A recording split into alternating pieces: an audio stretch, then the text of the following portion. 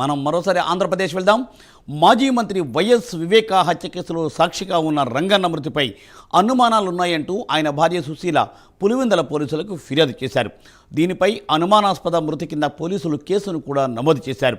Watchman Ranganna postmortem పంచనామా పూర్తయింది. వివేక హత్య కేసులో సాక్షిగా ఉన్న రంగన్న మృతిపై అనేక సందేహాలు తలెత్తాయి. వివేక కేసులో సాక్షులు ఒక్కరొక్కరుగా అనారోగ్యంతో చనిపోతూ ఉండడంతో రంగన్న మృతదేహానికి పోస్టుమార్టం నిర్వహించాలని నిర్ణయించారు. నివేదికను సిబిఐకి అధికారులు అందచేయనున్నారు. ఈ క్రమంలో రంగన్న మృతిపై అనుమానాలు ఉన్నాయంటూ ఆయన భార్య ఫిర్యాదు చేయడం ఇప్పుడు ప్రాధాన్యతను సంతరించుకుంది. దీనిపై ఎక్స్క్లూజివ్ ఫీల్డ్ రిపోర్టర్ రవివర్మ అందిస్తారు. రవివర్మ. యస్మూర్తి ప్రధానంగా 2019 మార్చి 20వ తేదీన వివేకానంద రెడ్డి హత్యకు గురయ్యారు. అప్పట్లో ఈ వార్త రాష్ట్ర వ్యాప్తంగా పెను సంచలనం రేపింది. ఈ నేపథ్యంలోనే అప్పటి నుంచి కేసు విచారణ కొనసాగుతూ ఉంది. కానీ దాదాపు 6 ఏళ్ల పాటు ఈ కేసు విచారణ కొనసాగుతూ ఉంది. ఇప్పటి వరకు దోషులు ఎవరనేది ఇంతవరకు స్పష్టంగా తేల్చలేని పరిస్థితి.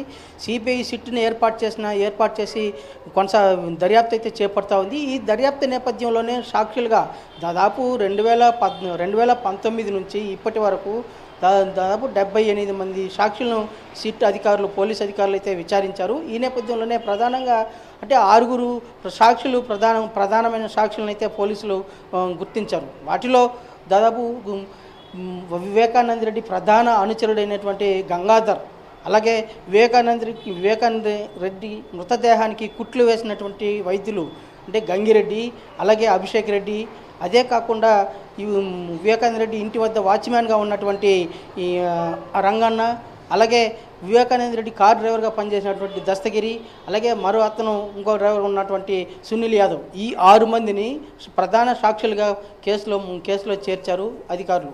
అయితే ఈ కేసు విచారణ సాగుతున్న క్రమంలోనే దాదాపు ఒక్కొక్కరుగా మృతి చెందడం పలు అనుమానాలకు దారితీస్తూ ఉంది. 2-3 సంవత్సరాల క్రితం గంగాధర్ అనే ప్రధాన అనుచరుడు, వివేకానంద రెడ్డి ప్రధాన అనుచరుడు గంగాధర్ రెడ్డి మృతి చెందాడు. అనారోగ్య కారణం చేతనే మృతి చెందారు. మృతి చెందిన వ్యక్తి కూడా రిమ్స్ హాస్పిటల్లో చేరిన పిదప అనారోగ్యానికి గురై మృతి చెందినటువంటి ఘటన చోటు చేసుకుంది. అదే కాకుండా అనంతరం 1 ఇయర్ తర్వాత అంటే దాదాపు 2022లో గంగాధర్ మృతి చెందగా 2023లో గంగిరెడ్డి అంటే వివేకానంద రెడ్డి మృతదేహానికి అంటే కుట్లు వేసినటువంటి గంగిరెడ్డి వైద్యులు పులివెందుల్లో ప్రాథమిక ఆరోగ్య కేంద్రంలో వైద్యులుగా పనిచేస్తున్నారు. అలాగే మాజీ ముఖ్యమంత్రి జగన్మోహన్ రెడ్డి గారి సతీమణి అయినటువంటి భారతి వాళ్ళ స్వయాన తండ్రి అతను వైద్యులుగా పనిచేస్తున్నారు. అతను కుట్లు వేశారు. అతను కూడా ఈ సాక్షుల్లో ప్రధాన వ్యక్తి. అలాంటి వైద్యుడిగా పనిచేసినటువంటి వ్యక్తి కూడా అనారోగ్యంతో మృతి చెందాడు. అదే సమయంలో అతనికి సహకరించినటువంటి కుట్లు వేసినప్పుడు డాక్టర్తో పాటు తోటి డాక్టర్గా సహకరించినటువంటి అభిషేక్ రెడ్డి, అతను సైతం గత 3 నెలల క్రితం మృతి చెందాడు. ఇవాళ రంగన్న అనారోగ్య కారణంతో గత 2 ఏళ్ళుగా బాధపడుతున్న రంగన్నకి సెక్యూరిటీ రీజన్ కల్పించింది ప్రభుత్వం, సెక్యూరిటీ ఏర్పాటు చేసిందే. కానీ అతను ఎట్లున్నాడు ఏంటి ఆయన ఆరోగ్య పరిస్థితిని ఎవరు పట్టించుకోలేదు. ఈ నేపథ్యంలోనే గత 2 ఏళ్ళుగా అనారోగ్యంతో ఇంటిపాటునే ఉన్నటువంటి రంగన్న గత 2 రోజుల క్రితం ఇంట్లో జారిపడ్డాడు. దీని కారణంగానే పులివెందుల ప్రభుత్వ ఆసుపత్రికి చేర్పించారు. అయితే ఉన్నపల్లంగా శ్వాస తీసుకునే ప్రక్రియలో ఇబ్బంది తలెత్తడంతో అతన్ని ఉన్నపల్లంగా రిమ్స్ హాస్పిటల్కి తరలించారు. రిమ్స్ హాస్పిటల్లో వెంటిలేటర్ మీద చికిత్స పొందుతున్నటువంటి రంగన్న అకస్మారక స్థితిలోకి వెళ్ళి మృతి చెందాడని చెప్పి వైద్యులు ధృవీకరించారు. అయితే రంగన్న మృతి పట్ల అనుమానాలు రేకెత్తించడానికి ప్రధాన కారణం ఏమిటంటే రంగన్న మృతి చెందిన పిదప మృతదేహాన్ని ఇంటికి తరలిస్తామని చెప్పినటువంటి పులివెందుల పోలీసులు ఇంటికి తీసుకురాకపోగా డెడ్ బాడీని మార్చిరికి తీసుకెళ్లారు. పులివెందులోని ప్రభుత్వ ఆసుపత్రికి తీసుకెళ్లారు. అయితే దీన్ని గుర్తించినటువంటి సుశీల, రంగన్న మృతుడి భార్య సుశీల తీవ్ర అభ్యంతరం వ్యక్తం చేసింది. తన భర్త మృతదేహాన్ని ఇంటికి తీసుకురాకుండా మార్చిరికి తీసుకోవడం ఏంటి అనేది ప్రశ్నించడం, దాంతో అనుమానం రేకెత్తించింది. ఇలాంటి అనుమానాలు రేకెత్తించడం వల్లనే ఇవాళ రంగన్న మృతదేహాన్ని కూడా పోస్ట్మార్టం చేసి నివేదికనైతే మేము సిట్ అధికారులకు ఇస్తామని చెప్పేసి పోలీసులు ప్రకటించారు. అయితే ఇది ఇలా ఉండగా గత 6 సంవత్సరాల కాలంలో కేసులోని వివేకానంద రెడ్డి హత్య కేసులో ప్రధానంగా ఉన్నటువంటి సాక్షులందరూ కూడా ఒక్కొక్కరుగా అనుమానంతో అంటే అనారోగ్యానికి కారణానికి గురై మృతి చెందడం పలు అనుమానాలకు రేకిస్తుంది. గంగాధర్ రెడ్డి కానీ, గంగిరెడ్డి కానీ, అభిషేక్ కానీ వరుసగా మృతి చెందుతున్న వారందరూ కూడా అనారోగ్య పాలై మృతి చెందుతున్నారు. ఈ నేపథ్యంలోనే మొన్న దస్తగిరి కూడా అనుమానం వ్యక్తం చేశారు, తనను కూడా చంపేస్తారు, ఈ సాక్షిలో ఈ కేసులో ప్రధాన సాక్షి అయినటువంటి తనను కూడా చంపేస్తారని చెప్పేసి దస్తగిరి పోలీసులకి గత నెల 3-4 తేదీల్లో జరిగిన సిట్ అధికారులకు ఫిర్యాదు చేసినటువంటి సంఘటనలు మనకు గుర్తున్నాయి. ఈ నేపథ్యంలోనే ఇవాళ రంగన్న చనిపోవడంతో ఈ కేసులో మరింత అనుమానాలు అయితే బలపడుతున్నాయి. ప్రధానంగా అంటే కేసు తీవ్రతను బట్టి సాక్షుల మీద ఒత్తిడి తీసుకొస్తూ ప్రధానంగా వాళ్ళని అనారోగ్య పాలకు గురయ్యి వాళ్ళని మృతి చెందేలా చేస్తున్నారని చెప్పే భావన రాజకీయ ప్రకంపనలు అయితే చోటు చేసుకుంటా ఉంది. ఈ క్రమంలోనే రంగన్న మృతదేహాన్ని కూడా పోస్ట్మార్టం చేయాలి, అతను చనిపోవడానికి ప్రధాన కారణం ఏంటో బయట పెట్టాలని చెప్పేసి సుశీల పదే విజ్ఞప్తి చేసింది. ఆ మేరకు సిఐకి పులివెందుల సిఐకి ఫిర్యాదు చేశారు. ఆ మేరకు సిఐ ఇవాళ కేసు నమోదు చేసి పోస్ట్మార్టం చేస్తామని చెప్పేసి పేర్కొన్నారు. అయితే ఇది ఇలా ఉండగా 2019 మార్చి 20వ తేదీ మృతి చెందినటువంటి వివేకానంద రెడ్డి గారి హత్య కేసు దాదాపు 6 సంవత్సరాల పాటు కొనసాగుతూ ఉంది. ఈ 6 సంవత్సరాల్లో 6 ప్రధాన సాక్షులుగా గుర్తించినటువంటి పోలీసుల్లో 4 మృతి చెందారు. ఈ 4 మృతి చెందడానికి ప్రధాన కారణం అంతా కూడా అనారోగ్య కారణాలే చూపిస్తున్నారు. అయితే వీళ్ళు నిజంగా అనారోగ్యంతో మృతి చెందారా, లేదంటే వీళ్ళ మీద ఎలాంటి విషప్రయోగమైనా జరిగిందా అన్నది వాళ్ళు మార్చి ఫారెన్సిక్ రిపోర్ట్లో తెలియాల్సింది. అయితే ఈ రిపోర్ట్ ఇంతవరకు వాళ్ళు మృతి చెందినటువంటి కారణాలు ఏంటి, ఏ కారణం చేత మృతి చెందారు, విషప్రయోగం జరిగిందా లేదంటే నిజంగా అనారోగ్యంతో మృతి చెందారా అనేది అలాంటి ఫారెన్సిక్ రిపోర్ట్ ఏది ఇంతవరకు ప్రభుత్వం కానీ సిఐడి అధికారులు కానీ బహిర్గతం చేయలేదు. ఈ బహిర్గతం చేయని కారణంగానే ఇవాళ పులివెందుల ప్రజల్లోనూ, కడపలోనూ, రాష్ట్ర ప్రజల్లోనూ తీవ్ర అనుమానాలు రేకెత్తిస్తున్నాయి. ఒక్కొక్కరుగా మృతి చెందడం పలు అనుమానాలకు దారితీస్తూ ఉంది.